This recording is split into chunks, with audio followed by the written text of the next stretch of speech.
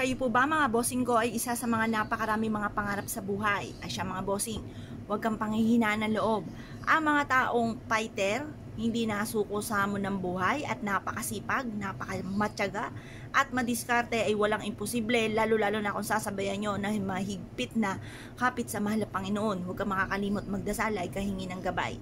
Ngayon pa mga bossing, ano po ba itong aking pinapakitang ito? Bukod po sa sipag at tiyaga at pananalig sa mahal na Panginoon, mainam na meron po tayong pampaswerte na pinaniniwalaan. Ang mga taong mahilig sa mga ganito ay punong-puno ng pag-asa sa buhay. At sila po yung tipo mga bossing ko na hindi nasuko sa hamon ng buhay dahil sila po ay maraming mga pangarap. Kaya mas mainam, sabayan natin ang mga ganito mga pamamaraan upang sa ganon, ang mga kamalasan na paparating o mga pagsubok na pinagdadaanan ay kaagad nyong malampasan. Ngayon po mga bossing at kaagad pong maiwaksi kung ano man ang mga kamalasan na pinagdadaanan po ninyo. Gamitan nyo po ito ng kapangyarihan mga bossing ko ng sili. Ang sili mga bossing, maging halaman na sili na nakatanim sa harapan ng inyong tahanan ay nagtataboy ng mga negatibong enerhiya. Kagaya nito, pulang-pula po ito. Ito po ang kapulahan po niyan ay nagtatawag din ng swerte. Ngayon po kung kayo po may problema sa inyong pong buhay, pag-ibig, pera, o kaya po'y kalusugan, o apple of the eye ka ng mga taong chismos at pakalimera, mainam na gamitan nyo po ng ganitong mga pamamaraan.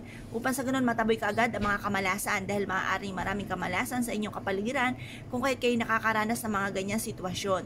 Gamitan nyo po ito mga bossing ko ng 5 piso. Ang 5 pisong luma ay kulay gold mga bossing, for abundance po yan. At yan po ay bilog para mabilis gumulong ang magandang kapalaran. At yan po ay metal para mas maging fighter po kayo sa hamon ng buhay.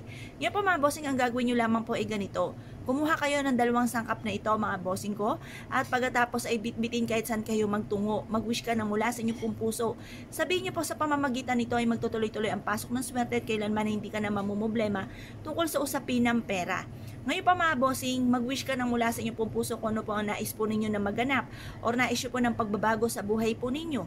At pagkatapos mga bossing ko, ibilad niyo po ito sa sinag po ng araw hanggang alas 8 ng umaga.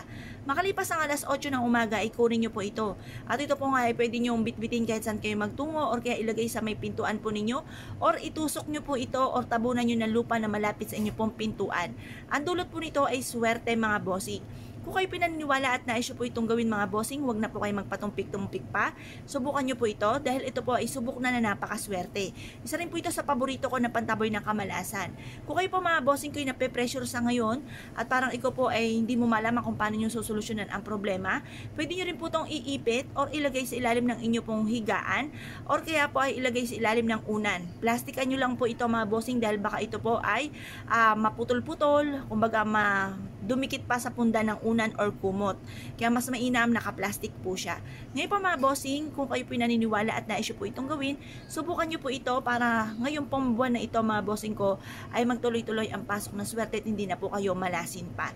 Or kung mamalasin man, may dumating na pagsubok, agad nyo po itong masusolusyonan. Kaya kung kayo pinaniwala at nais po itong gawin, asya mga bossing, good luck po sa inyo po lahat.